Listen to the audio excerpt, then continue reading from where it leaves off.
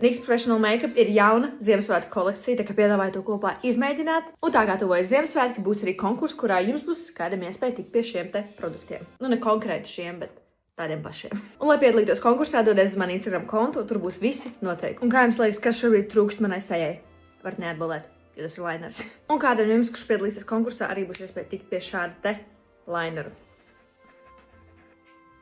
Es gribu šito krāsu. Man tas bija salīdzinoši nesen, ko 13. gadā. Fū, 13. Bija nesen 13. gads. Nē, Man tas bija kaut kāds 23. 22. gads. Tas jau bija beigas. Man tas bija tikai sākums. Un vēl šajā kolekcijā ir šāds te buttermaltas sejas paletes. Viena ir vaigu sārtums, un otra ir vaigu kontūra bronzers. Man ir tafatī. Nesaka man to.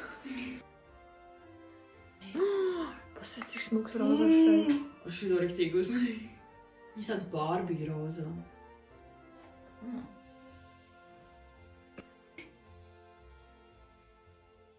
Pēdējais punktiņš uz zi būs lūpu spīdums. Kuru mēs ņemam? Sarkanām. Es man to neaizpušu. Turos viss kārtībā.